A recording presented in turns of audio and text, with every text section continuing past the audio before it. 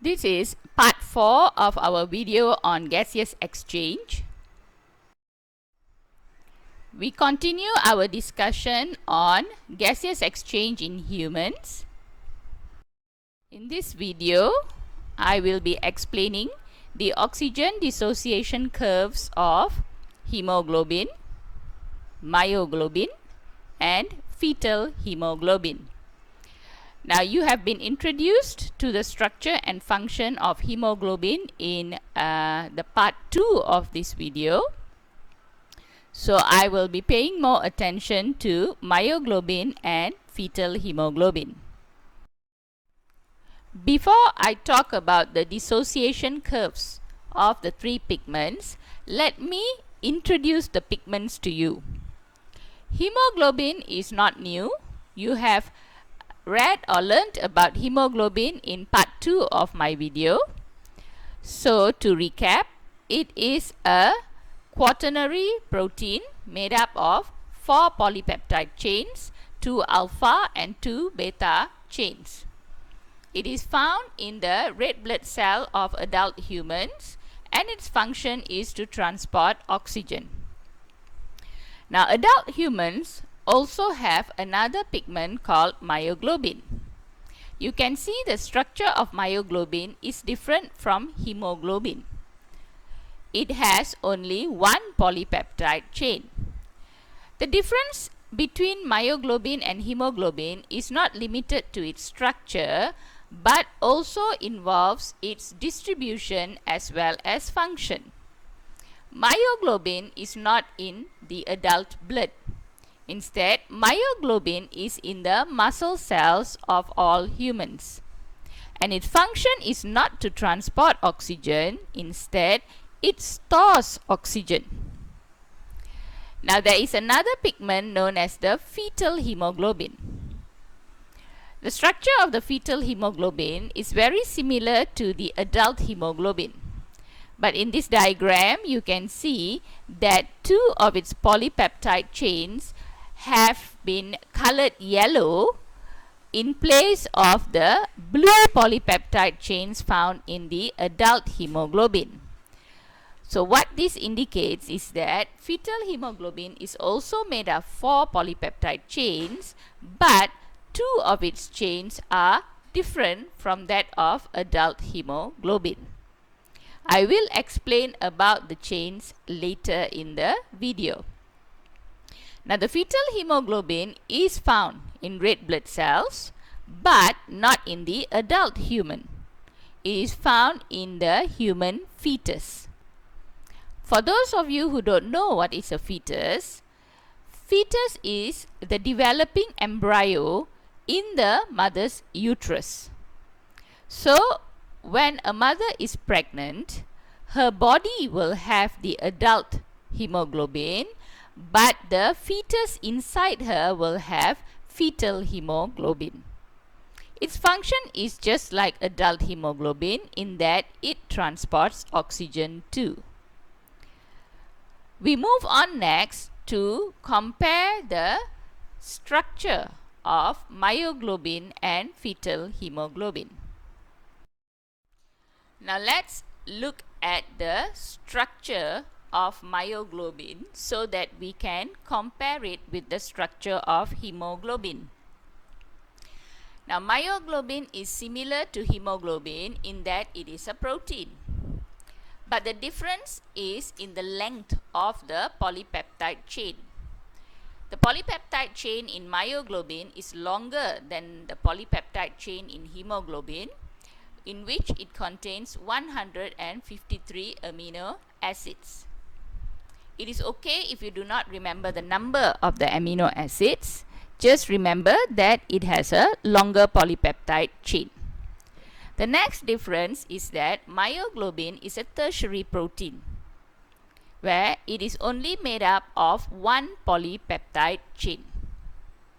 This polypeptide chain is rolled into a spherical structure, so it is similar to hemoglobin in that it is a globular protein, and it is similar to hemoglobin in that it is conjugated, where we find in the middle of the polypeptide chain, there is a heme group.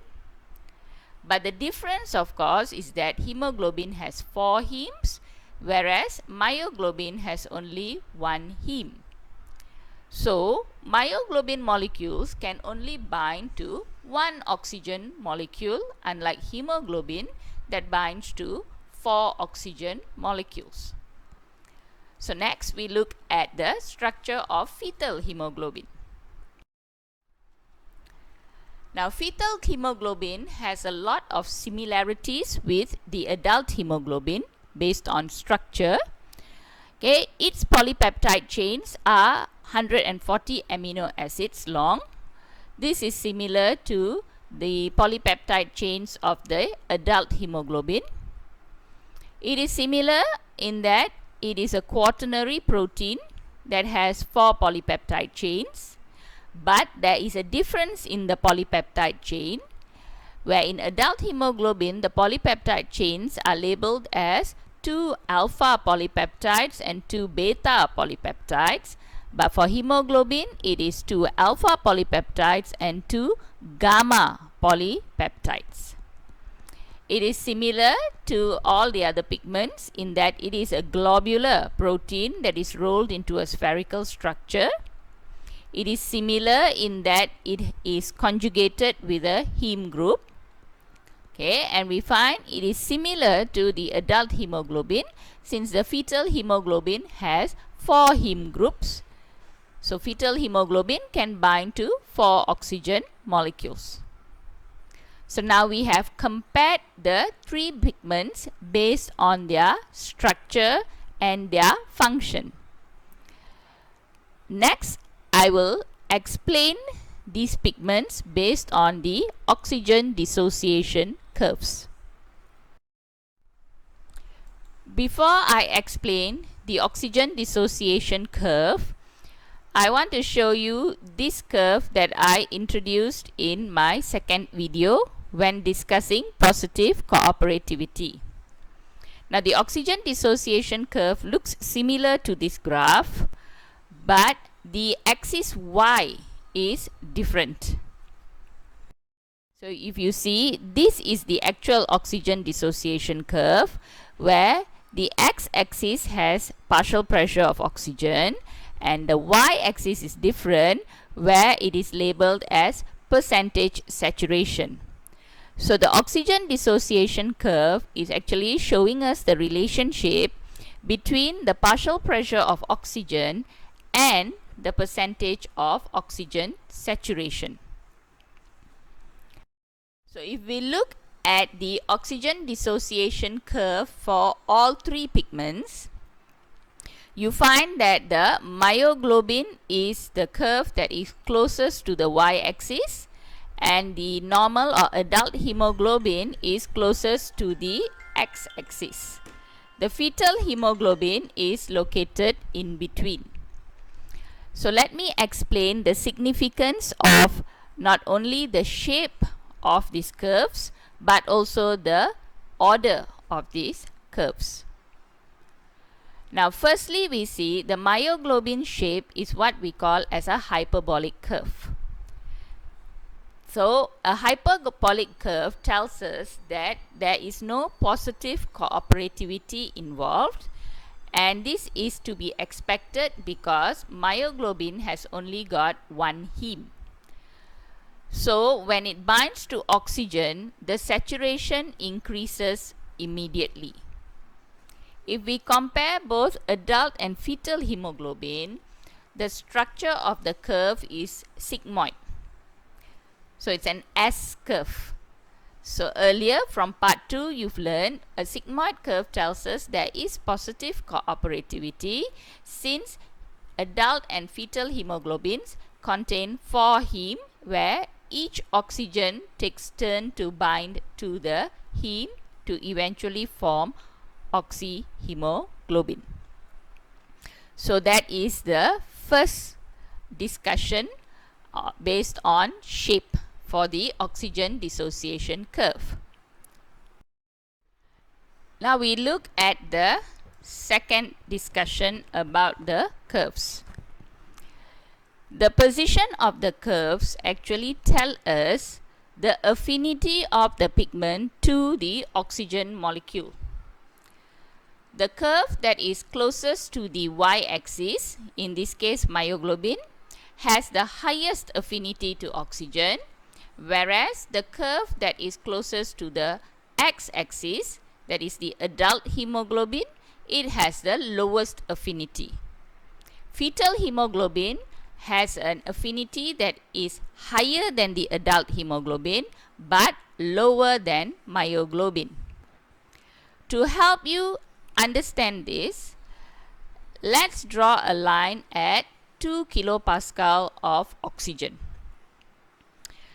When we provide 2 kilopascal of oxygen, you find that the normal hemoglobin only reaches saturation of 10%, fetal hemoglobin reaches a saturation of 20%, and the myoglobin reaches a saturation of 60%.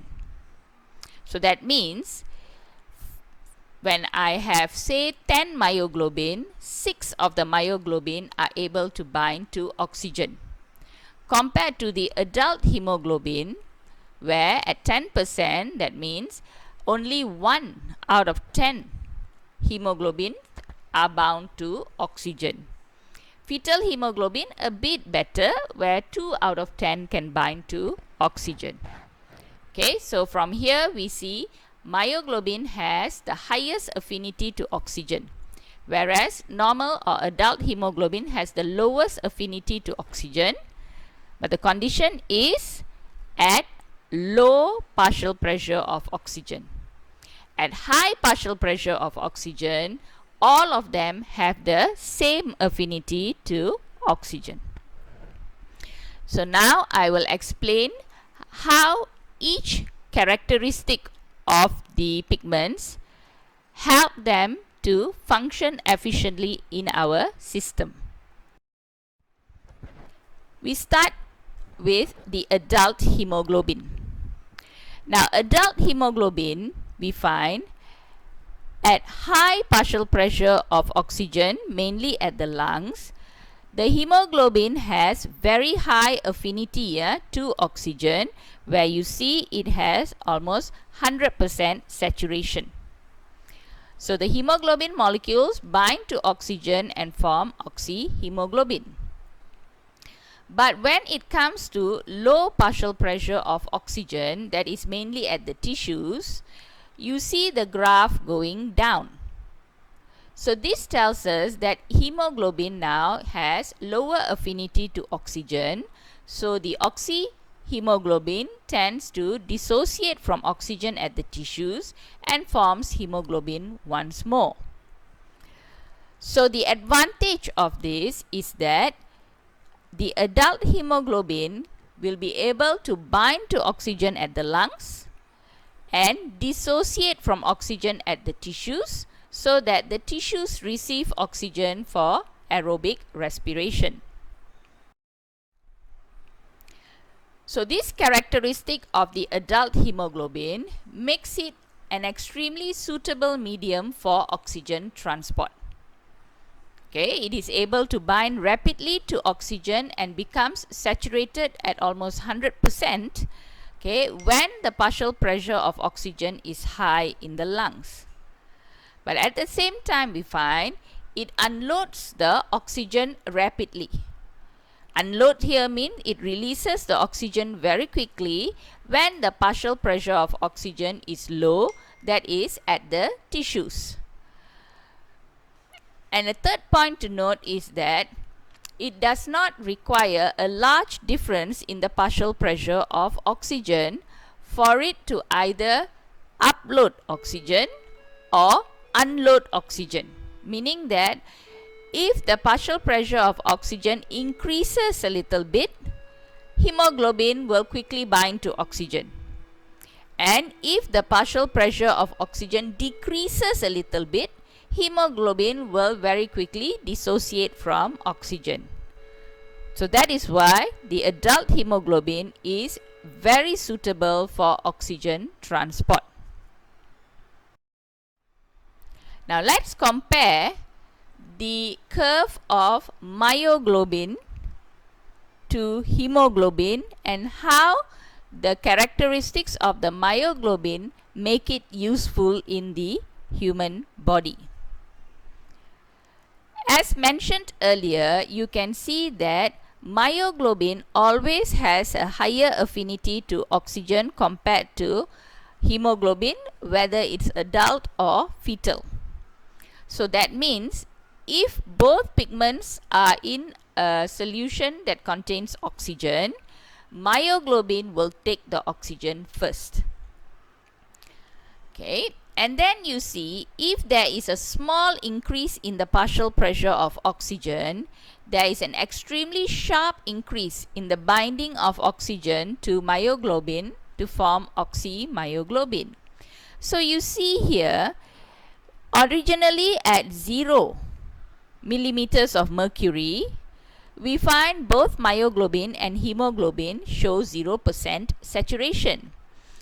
But if we just increase to say 5 millimeters of mercury, you find the hemoglobin saturation maybe is just about 5%. But the myoglobin saturation can go up as high as 50%. So that is what I mean by small increase in partial pressure of oxygen, but sharp increase in the binding of oxygen to myoglobin.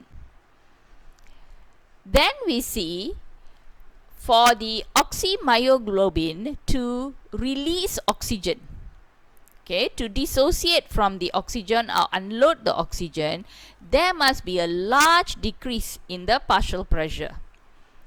Okay, so you see, like for instance hemoglobin, up here it's about 90% saturation at 60 millimeters of mercury. But if the partial pressure drops to 40 millimeters of mercury, we find that from 90% the hemoglobin, oxyhemoglobin can actually decrease to about, let's say, 75% saturation. So from 90% to 75%, there is a 15% decrease, telling us that 15% of the oxyhemoglobin have released their oxygen. However, at the same decrease of partial pressure from 60 to 40, you see the myoglobin is almost constant at 100%, meaning that myoglobin is not going to dissociate from oxygen. For myoglobin to release oxygen, the partial pressure must be almost like 1 millimeters of mercury. Only then the myoglobin starts to release oxygen. So that is why you see myoglobin cannot be suitable for transport. It binds to oxygen very quickly, but it does not let go of the oxygen. So if myoglobin was used in transport, cells would actually die without oxygen. So we try to see how is myoglobin useful. Myoglobin is most suitable for oxygen storage in our muscle cells. So when there is blood flowing to our muscles, myoglobin will take the oxygen from hemoglobin and keep it in the muscle. So the oxymyoglobin then will only dissociate or let go of the oxygen when there is a large decrease in the partial pressure of oxygen in the muscle. So this will of course happen during vigorous activities. When you are exercising, your muscles will use up the oxygen. And if there is not sufficient oxygen supply, the muscle cells will begin anaerobic respiration. So, to delay anaerobic respiration from happening, oxymyoglobin will then release oxygen to the muscle cells. But once the oxygen in the myoglobin is finished, then anaerobic respiration will start. So next we look at the benefits of fetus having fetal hemoglobin instead of adult hemoglobin. Now let's look at the curves of fetal hemoglobin and normal hemoglobin. Both curves are sigmoid, meaning that they both show positive cooperativity. They both bind to 4 oxygen molecules. But the difference is that fetal hemoglobin has a higher affinity to oxygen than adult hemoglobin. So then, how is this useful to the fetus? You see, the adult hemoglobin is very suited to bind to oxygen at the alveolus due to a number of factors. Firstly, the space or the distance between the alveolus and the blood capillaries is very short. As you can see, here you have the pneumocytes that are very thin and the endothelial cells that are single layer. So this short distance enables the oxygen molecules to diffuse very easily into the blood. And because the blood is constantly flowing and we are constantly inhaling, so you find that the alveolus will always have a high concentration or high partial pressure of oxygen, and the blood will always have a low partial pressure of oxygen. So this provides for a steep concentration gradient. Next, we find that the wall of both alveolus and capillaries are also extremely permeable to gases. So due to these factors, we find that there is an increased rate of oxygen diffusion from the alveolus to the blood capillary, enabling the adult hemoglobin to bind to the oxygen and form a lot of oxyhemoglobin molecules.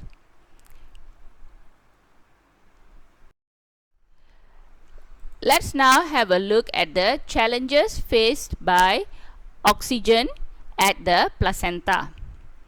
Now at the placenta, we find the oxygen from the mother's blood circulation has to diffuse at a long distance before it can arrive at the fetus circulatory system. Next, we find that the difference in partial pressure between the mother's circulation and the fetus circulation is minimum. So the concentration gradient is small. Third, we find due to the placenta, the wall is less permeable to gases.